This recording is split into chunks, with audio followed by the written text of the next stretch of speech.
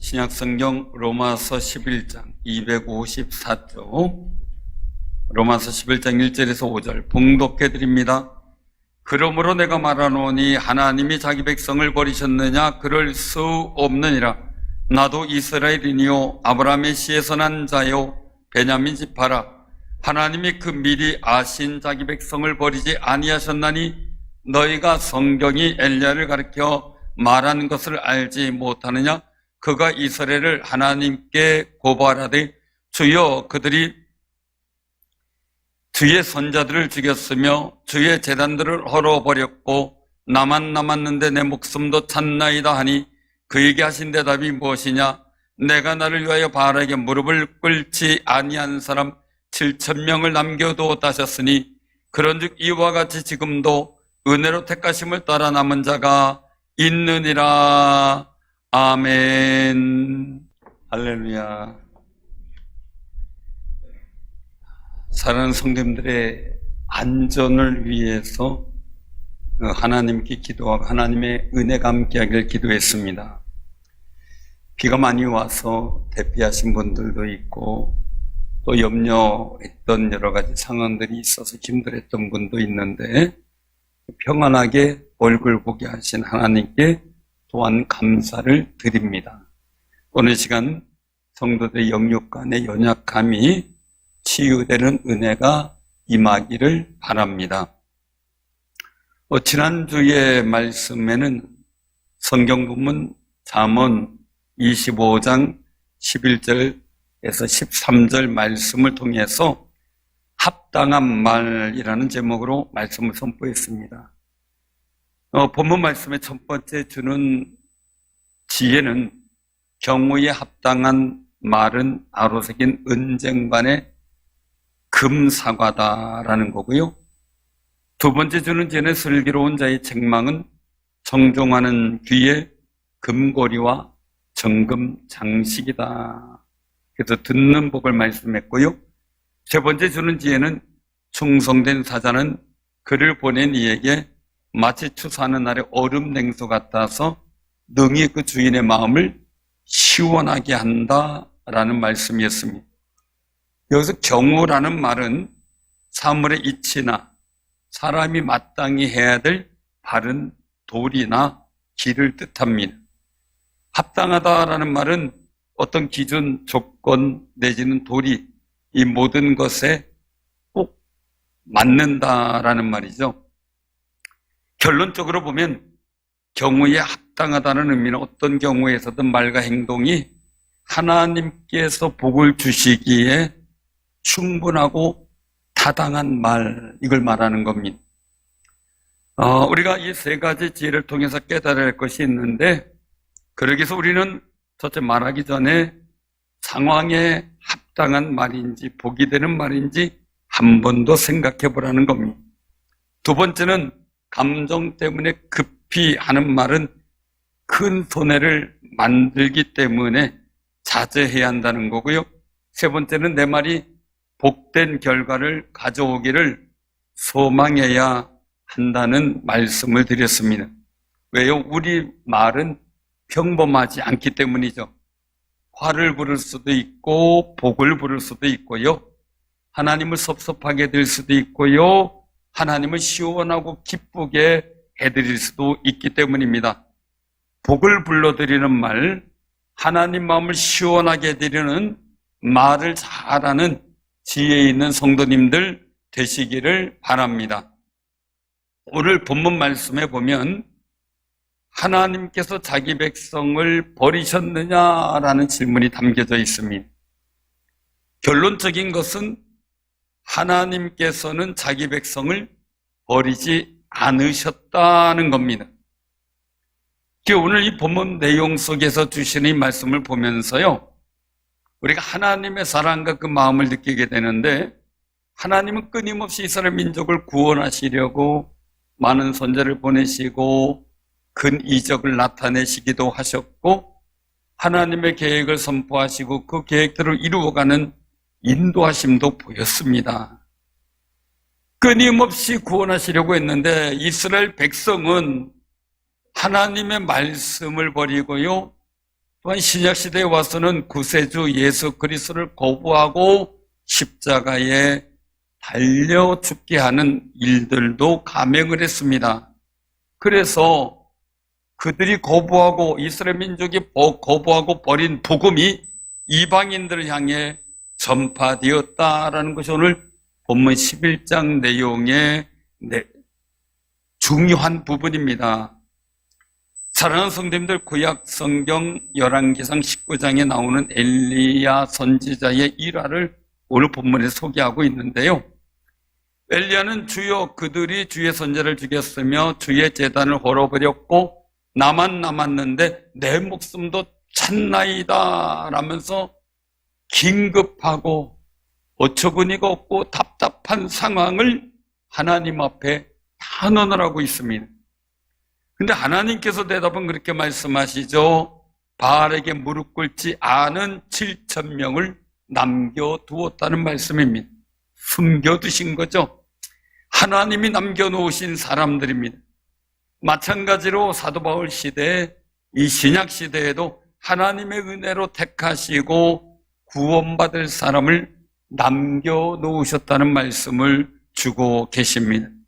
사랑하는 성도님들, 하나님이 택하시고 구원받을 사람들은 여러분들 주변에 자주 만난 사람들 속에 있다는 사실을 기억하시고 그 속에서 내가 받을 거룩한 상급과 사명을 발견하는 아름다운 삶이 되시기를 바랍니다. 오늘 본문 말씀을 통해서 우리가 하나님의 거룩한 뜻을 깨닫고자 하는데요. 첫째는 하나님은 구원할 사람을 포기하지 않으신다는 거예요. 절대 포기하지 않으신다.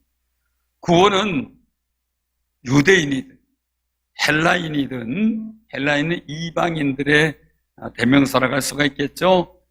복음을 전하는 자를 통해서 복음을 듣고 믿고 예수 그리스도 영접하여 신앙 고백을 하면 구원을 받게 되는 거죠.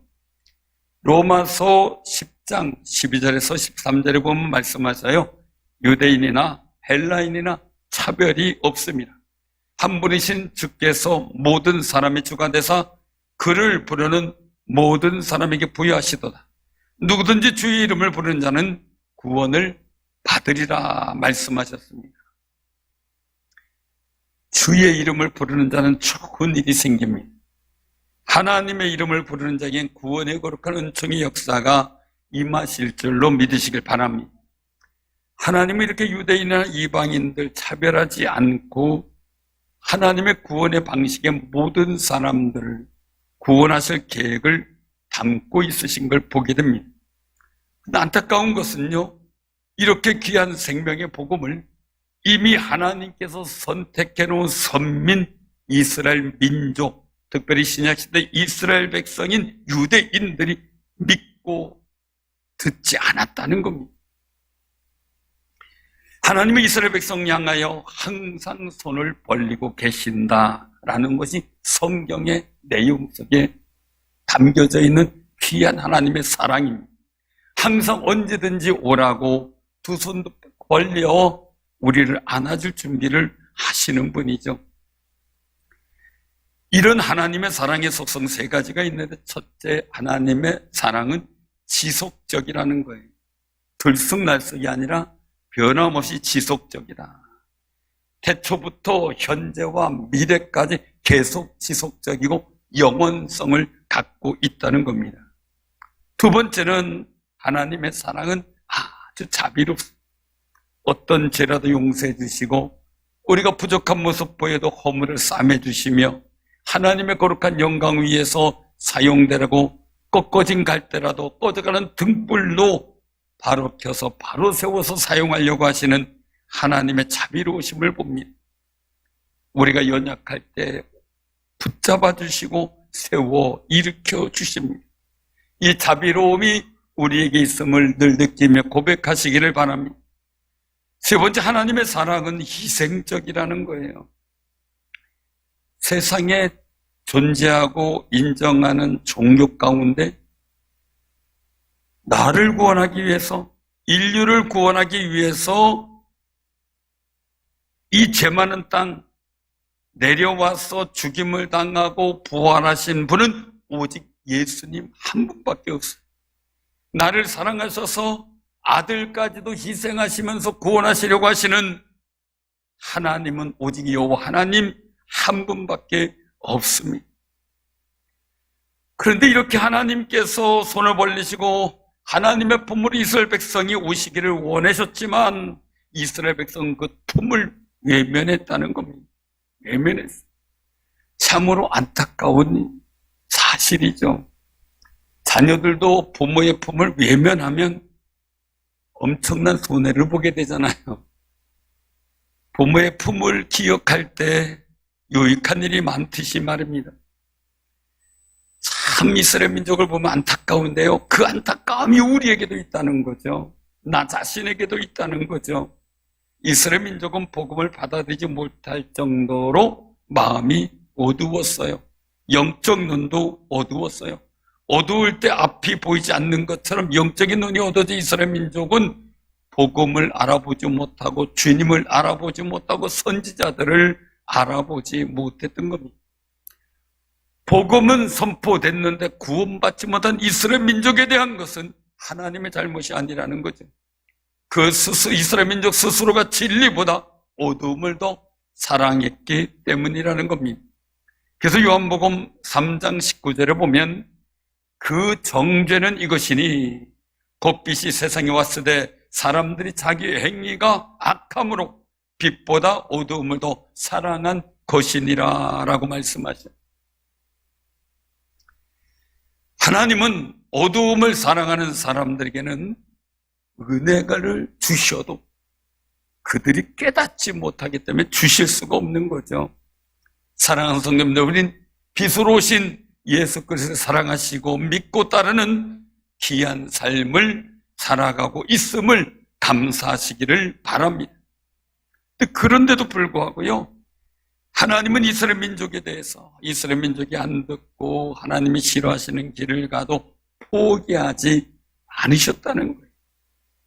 북이스라엘 나라가 아합 왕이 정치할 때에요, 악하게 정치를 했어요. 하나님을 섬기는 선지자들을 죽이기까지 했어요. 엘리야는 그래서 이제 나만 남았나이다 라고 부르짖으며 탄원해요. 엘리야의 탄원은 이제 북이스라엘 나라에서 믿는 사람이 자기 혼자밖에 없습니다. 그러니 나는 이제 포기하고 싶습니다 라는 말입니다. 그런데 하나님은 무슨 소리냐, 바알에게 무릎 꿇지 않은 7,000명을 내가 남겨두었다라고 말씀하는 겁니다. 엘리야 보기에는요, 모든 상황이 끝나고 포기해야 될 상황이었어요. 그런 분위기예요. 그런데 하나님은 남은 자를 통해서 하나님의 역사를 일으킬 가능성의 계획을 갖고 있는데 포기해서는 안 된다는 거예요. 다시 말씀드리면 하나님께서 말씀하는 겁니다. 내가 포기를 하라는데 내가 왜 포기를 하느냐 이겁니다. 우리는 가끔 마음의 좌절과 힘이 들고 어려울 때 이런 하나님의 음성을 기억하는 아름다운 삶이 되시기를 바랍니다. 사도 바울은 이런 하나님의 마음을 깨달았습니다. 이방인들을 구원하는 것은 모든 민족을 차별 없게 구원하시려고 하시는 폭넓은 하나님의 사랑임을 고백하면서 감사하고 있어요. 그런데 이런 이방인의 구속 속에서 하나님께서는 이스라엘 민족을 포기하지 않으셨다는 그 마음을 사도 바울은 느끼고 있는 거죠. 그래서 본문 11절 12절에 보면 그들이 넘어짐으로 구원이 이방인에게 이르러 이스라엘로 시기나게 함이라. 그들의 넘어짐이 세상의 풍성함이 되며 그들의 실패가 이방인의 풍성함이 되거든 하물며 그들의 충만함이리요 라고 말씀하는 겁니다. 하나님께서 사도 바울을 통해 이방인들을 전도하니까 유대인들이 시기를 해가지고 사도 바울을 핍박을 했죠. 돌로 쳐서 죽이자고도 했고 온갖 고난을 많이 당했죠. 그런데 그럼에도 불구하고 그 시기가 오히려 예수 그리스도를 영접하는 기회가 됐다는 거예요. 그래서 그들이 하나님의 아들 예수 그리스도를 믿지 않고 넘어짐이 결국 하나님의 거룩한 뜻은 이방인들에게 복음을 전하게 하는데 그 속의 뜻은 이스라엘의 남은 자들까지도 구원하시려고 하시는 하나님의 사랑이 있다는 거죠. 그러니 이스라엘 민족의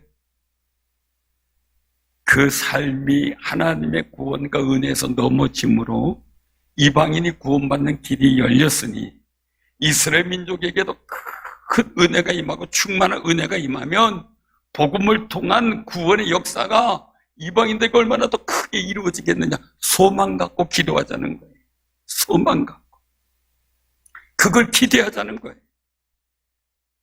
그래서 사도 바울은 이방인들에게 복음을 전하여 구원받게 하는 이 직분을 자랑스럽게 여긴다는 거죠. 하나님께도 영광이고 이방인들도 구원받게 하지만 이방인들 통해서 시기가 나게 하는 이스라엘 백성들이 하나님을 믿고 예수 그리스도 영접하도록 만드는 거룩한 시기심이 발동하게 만들었다는 거죠.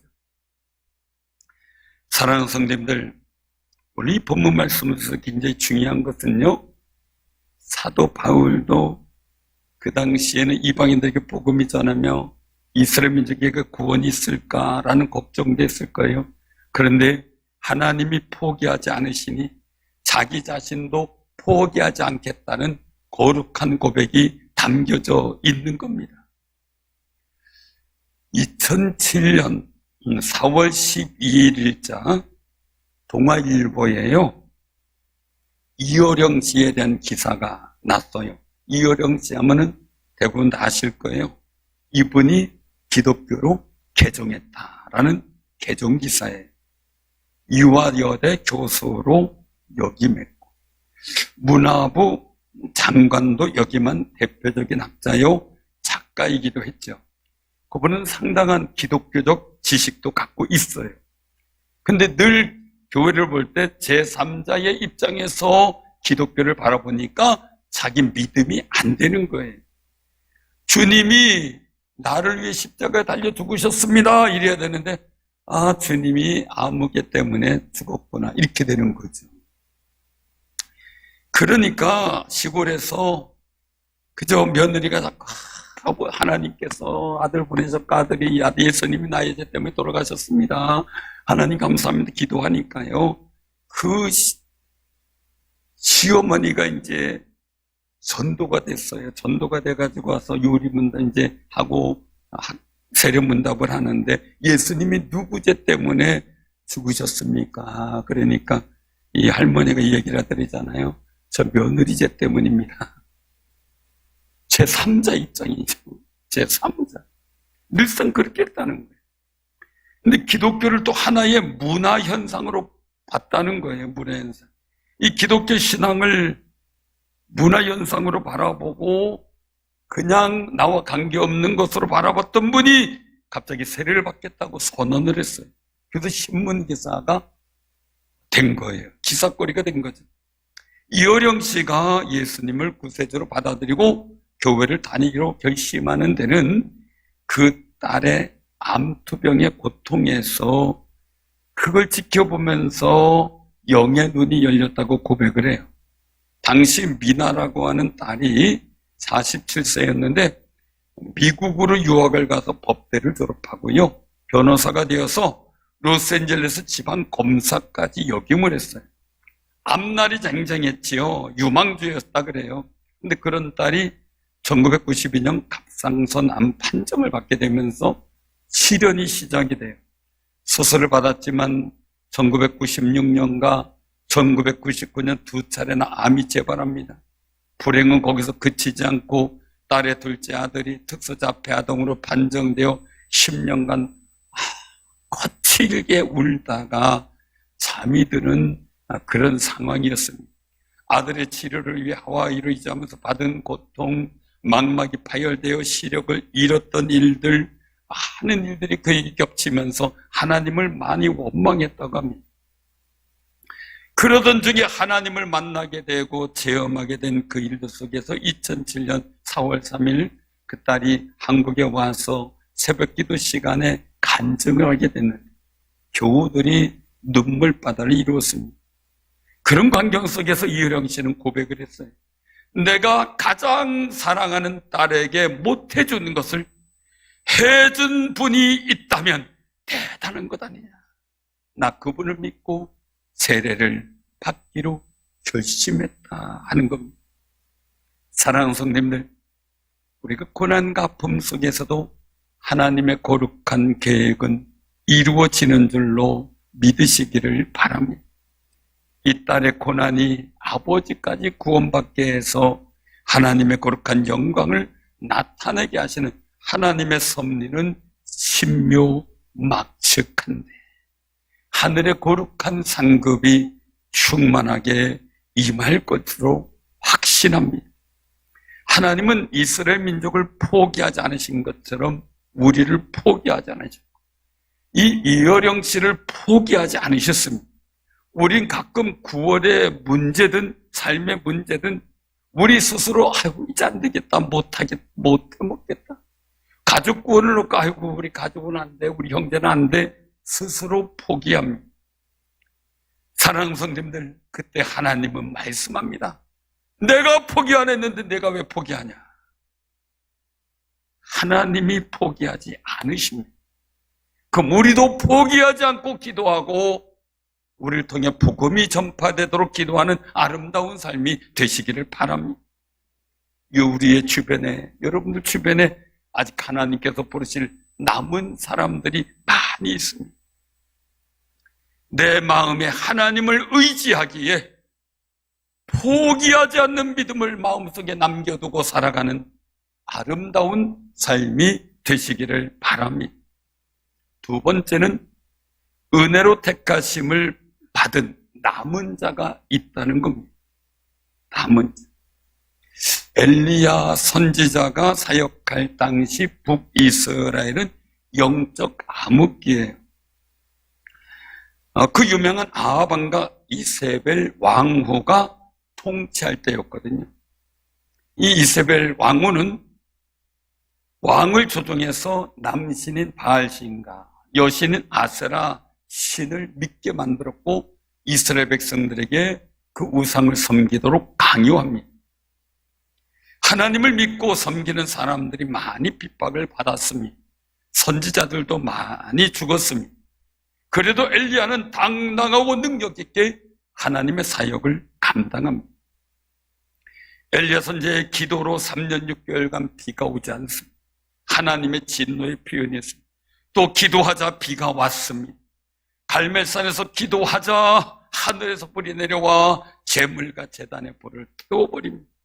거기에 힘을 입은 백성들이 바알과 아세라 선지자 850명을 척결합니다. 더구나 죽음을 보지 않고 불병거를 타고 하늘로 승천한 선지자가 엘리야입니다. 그렇게 대단한 엘리야 선지자도 영적 침체에 빠져버립니다. 흔히 말하는 우울증을 엘리야 선지자도 심하게 앓았다는 겁니다. 우울증을 이걸 마음의 감기라 그러더라고요. 마음의 감기. 우리 옆에 분하고 인사 나누세요. 마음의 감기 걸리지 맙시다. 육신의 감기도 있지만 마음의 감기도 있어요. 우울증 걸리면 안 돼요. 왜요? 그 우울증은 내 온몸과 마음을 피폐하게 만들거든요. 엘리야 선지자도 심하게 했어. 이유는요, 갈멜산에서 불로서 역사하시는 하나님의 역사를 나타냈어요. 그리고 또한 기도에서 비도 오게 만들어서 이 능력을 나타내는 그 역사 속에 엘리야는 기대했을 거예요. 야, 이러면 이제 이런 능력으로 하나님께서 보이셨으니 아합과 이세벨이 회개하고 변화되겠지. 이스라엘 민족이 다 하나님께로 돌아오겠지 하는 기대감을 갖고 기다렸는데 그 기대감은 다 사라지고 이세벨이 사신을 보내서 얘기를 하기를 내일 이맘때에는 반드시 내 생명을 취할 것이다 라는 말을 전하는 게 열왕기상 19장에 나옵니다. 한마디로 너 죽이겠어 이겁니다. 기가 막힌 일이죠. 이 말 한마디에 엘리야의 마음은 무너져 버렸어요. 힘을 잃어버렸어요. 기대감이 무너져 버렸거든요. 우리도 내 마음에 바람과 기대감이 있는데 안 이루어질 때 얼마나 속상하고 힘이 듭니까? 사랑하는 성도님들, 말 한마디가 그렇게 중요해요. 그래서 우리 서로 말 한마디라도 힘을 주는 말, 정말 기분 좋은 말, 그리고 또한 믿음의 격려가 되는 아름다운 말을 많이 사용하시기를 바랍니다.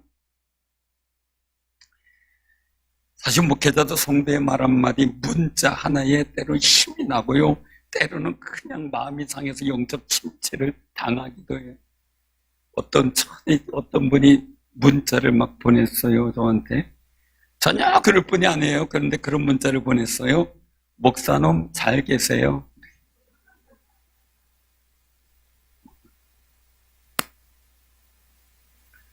문자를 봤는데 황당했어요.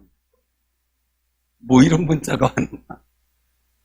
그래가지고 도무지 이해가 안 돼. 이분이 그럴 뻔히 안 돼. 실수했나 그래서 그 문자를 돌려보냈어요. 그대로 돌려보냈어요.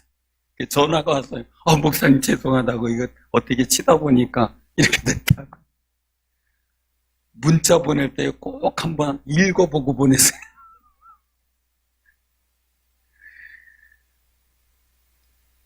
문자 하나에 힘이 나는 거죠.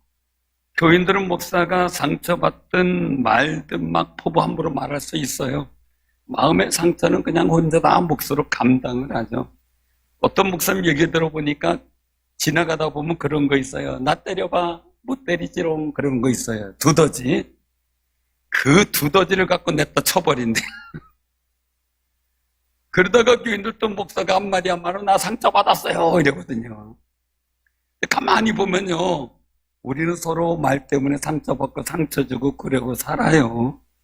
어느 누구도 실수해서 상처 안 줬다 이렇게 할 수 있는 분 없고요, 어느 누구도 상처 안 받았다 이렇게 하는 분 없어요. 근데 중요한 건 이것을 어떻게 감당하느냐가 중요한 거죠.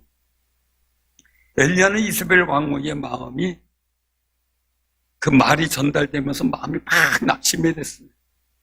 엘리야는 목숨을 부지하기 위해서 부엘세바로 도망을 가버려요.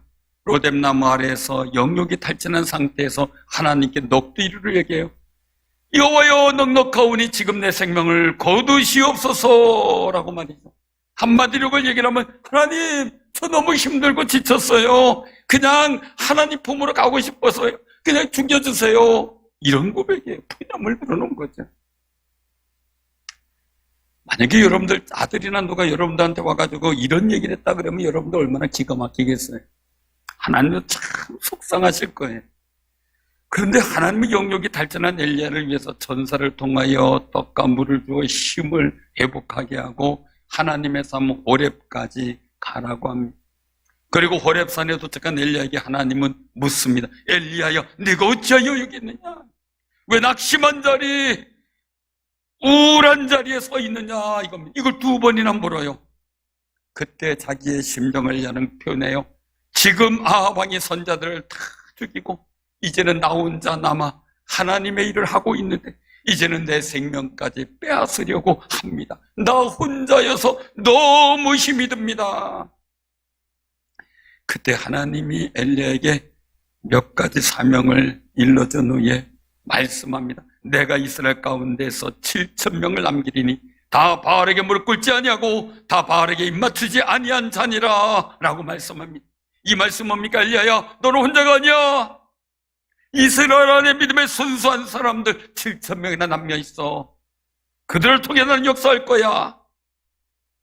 사랑하는 성도님들, 혼자 있다고 막막함에 탈진 상태에 있었던 엘리야에게 하나님께서 남겨둔 자가 7,000명이 된다는 말씀은 큰 위로가 되고 힘이 되는 말씀인 거예요. 사랑하는 성도님들, 때로는 세상에요, 주변에 아는 사람이 있어도 나 혼자 남아있는 것 같은 생각이 들어서 마음의 감기가 슬슬 찾아오는 경우가 참 많이 있어요. 밤 12시에 전화 왔어요. 전화가 왔는데, 아유 목사님 밤에 웬일이세요? 그랬더니 하는 얘기, 이게 밤이 힘들은데, 마음이 너무 힘든데 내가 전화번호 다 뒤져보다 보니까 내가 그래도 목사님한테는 전화할 수 있을 것 같아서 전화했다고. 그러면서 온갖 얘기를 다 하고, 그리고 끊어, 편히 쉬세요 하고 끊었어요. 사람이 그렇게 전화번호부에 그냥 전화기에 수십 명, 수백 명이 있어도 딱 편하게 전화할 수 있는 사람이 거의 없는 고독감을 그 목사님이 느끼신 거더라고요.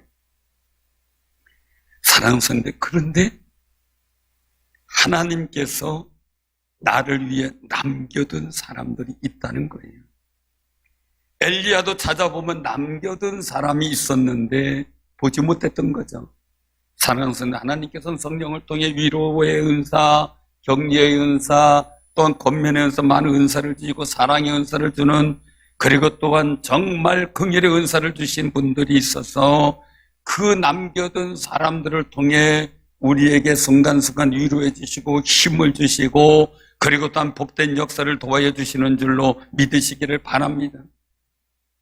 사람은 혼자 살 수 없는가 봅니다. 그래서 사람인 자, 그럼 누군가가 기대주고 누군가가 버텨주고 하는 거죠. 서로 의지하고 살아갈 때. 그래서 하나님께서도 아담을 만드신 후에 홀로 있는 것이 보기가 그래서 하와를 다시 만들어 주셨습니다. 교회가 그래서 중요합니다. 서로 힘이 되고 버팀목이 돼주고 격려가 되니까 말입니다.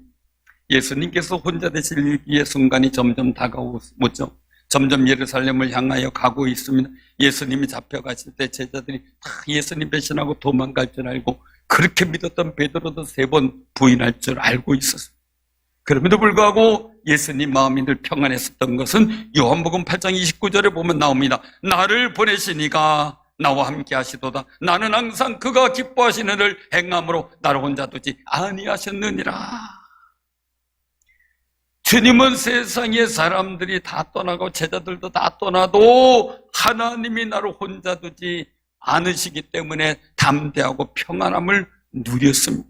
스스로 위로를 받고 힘을 냈다는 겁니다. 사랑하는 성도님들, 마음의 감기를 이기는 방법, 먼저 주님이 나와 함께 하시다는 것을 확신하고 고백하고 느끼며 사는 겁니다. 그 방법은 뭡니까? 하나님이 기뻐하시는 일을 하려고 할 때 주님이 나와 함께 하시는 것을 더 강력하게 느낀다고 주님은 말씀하고 있는 겁니다. 아무래 보이는 상황, 내 주변에 아무도 없다고 느끼는 외로움의 마음의 감기가 들어올 때 낙심하지 마시고 하나님을 바라보며 그 하나님의 은혜를 소망하는 아름다운 삶 속에 하나님께서 남겨놓은 사람들을 만나게 하는 놀라운 은혜를 주실 줄로 믿으시기를 바랍니다. 다윗도 시편 27편에서 말씀하셔요. 주의 얼굴을 내게서 숨기지 마시고 주의 종을 놓아여 버리지 마소서. 주는 나의 도움이 되셨나이다. 나의 구원의 하나님이여 나를 버리지 마시고 떠나지 마소서. 내 부모는 나를 버렸으나 여호와는 나를 영접하시리이다 라고 고백하며 오직 하나님이 나를 영접하시고 받아두실 줄로 믿고 부모가 나를 버린 상황까지도 경험하면서 하나님께 자신의 고통을 호소합니다.